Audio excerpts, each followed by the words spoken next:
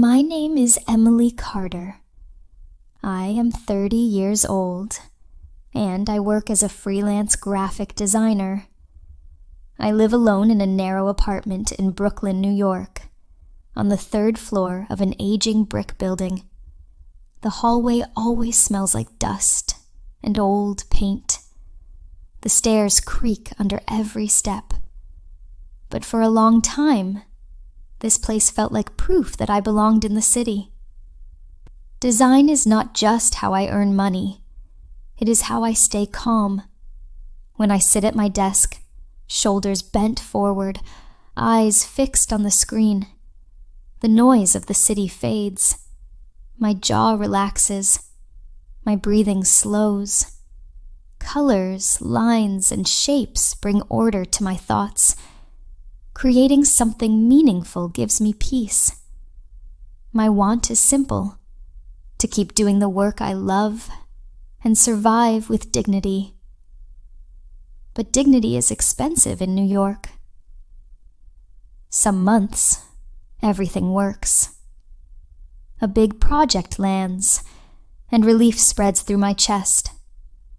I walk straighter. I buy fresh vegetables, fruit, good bread, and real coffee. I pay my rent early.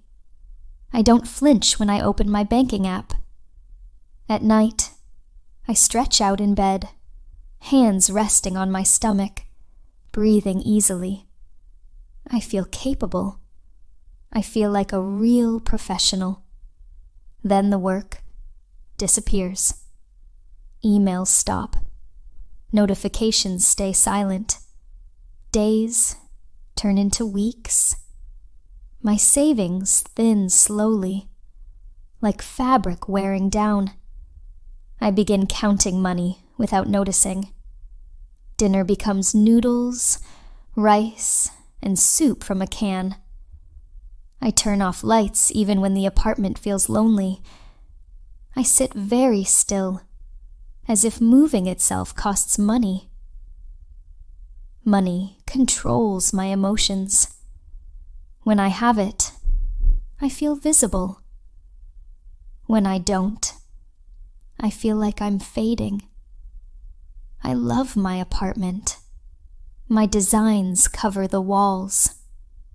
Unfinished logos, rejected drafts, ideas waiting for someone to believe in them. The floor creaks beneath my feet. Outside the window, traffic never stops. I often stand there with my arms crossed, watching strangers walk with purpose, wondering if they ever feel this afraid. Then I miss one rent payment. At first, I tell myself it's temporary. I nod as if agreeing with someone else. I will fix it next month. When the 2nd month passes, my stomach tightens every time I hear footsteps in the hallway. I stop opening my banking app. By the 3rd month, my account is empty. Now the stakes are clear. This is no longer about comfort. This is about losing my home. I think about my landlord, Daniel Moore. Quiet, serious, always controlled. He never jokes. He never wastes words. I know he will come. One morning, a sharp knock hits the door. My back stiffens. My fingers tremble as I reach for the handle. I take a slow breath and open it. Daniel stands there, posture straight, hands clasped in front of him. His face is calm, but his eyes are firm. "Emily," he says evenly, "you're 3 months behind. I can't wait anymore." My gaze drops to the floor. My shoulders fold inward.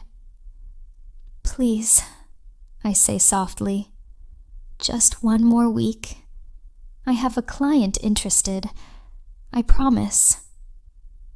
He steps inside without asking. His shoes echo against the floor.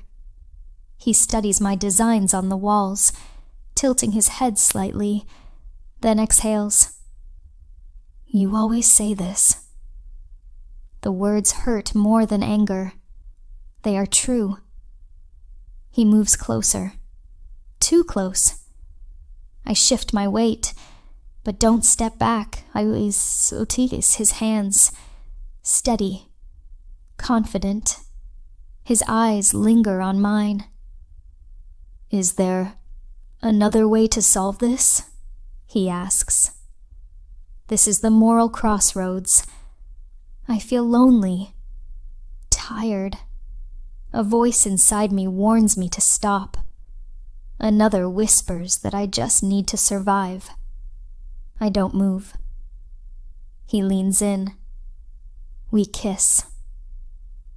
That night, my fear disappears. I forget about rent and money. I feel warm, wanted, safe. My body relaxes, and for a few hours, I believe everything will be okay. In the morning, everything changes. Daniel dresses quickly. His movements are efficient, distant.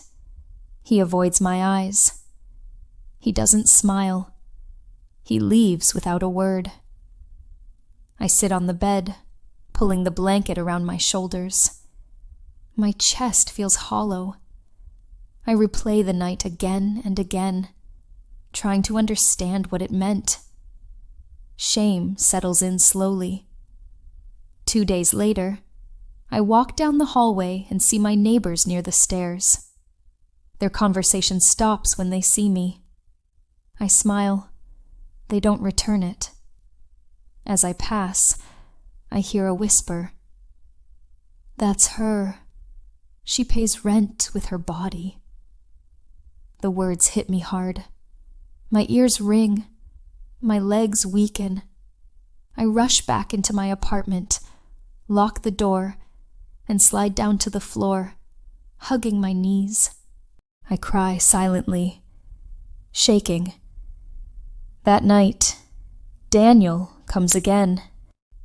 He doesn't step inside this time.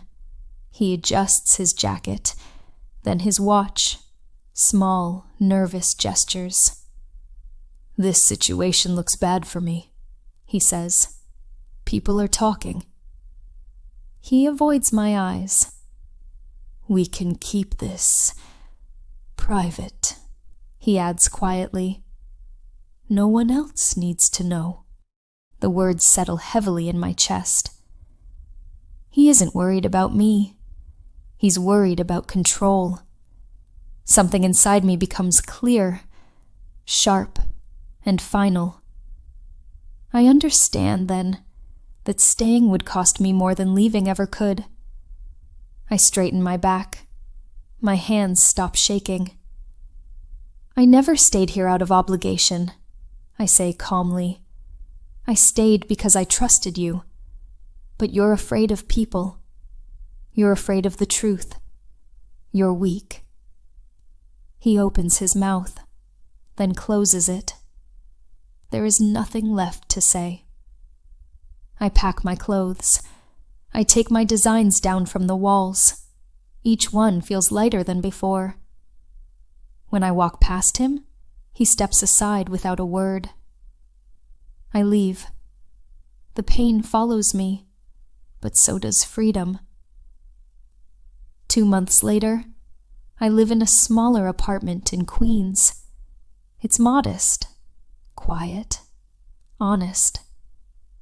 I work again, slowly and carefully. I save money. I sleep deeply. I mail Daniel the rent money, not for him, but for myself. One afternoon, there is a knock at my door. It's him. He looks smaller somehow, less certain. "Dinner?" he asks.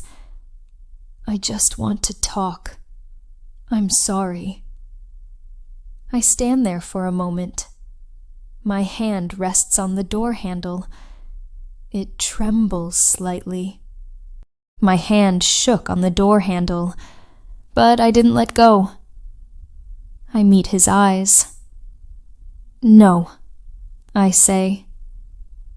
I close the door. I chose myself, and that was enough.